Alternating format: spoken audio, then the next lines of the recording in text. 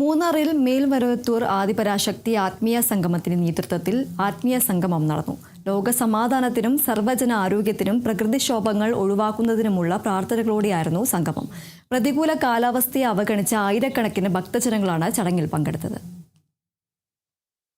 ആദിപരാശക്തി ആത്മീയ സംഘത്തിന്റെ നേതൃത്വത്തിൽ കലശവിളക്ക് യാഗപൂജയും ആത്മീയ കഞ്ഞിക്കൽ പ്രദക്ഷിണവും നടന്നു. മേൽമരുവത്തൂർ സ്വയംഭു അമ്മ ആദിപരാശക്തിയുടെയും ആത്മീയ ഗുരു ബംഗാറു അടികളാരുടെയും അനുഗ്രഹത്തിനായി പ്രത്യേക പ്രാർത്ഥനകളും നടത്തി.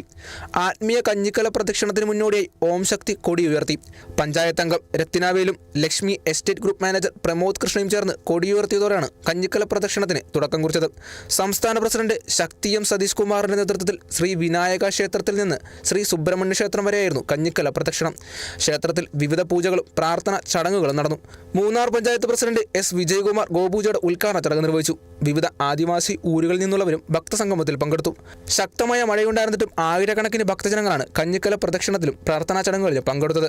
ചടങ്ങുകളുടെ ഭാഗമായി ഭക്തജനങ്ങൾക്കായി അന്നദാനവും ഒരുക്കി. ദേവികുളം എം.എൽ.എ. എഫ് രാജ ഉൾപ്പെടെ വിവിധ രാഷ്ട്രീയ സാമൂഹിക ആത്മീയ രംഗങ്ങളിലെ പ്രമുഖരും ചടങ്ങിൽ പങ്കെടുത്തു. Kerala vision news, Idukki.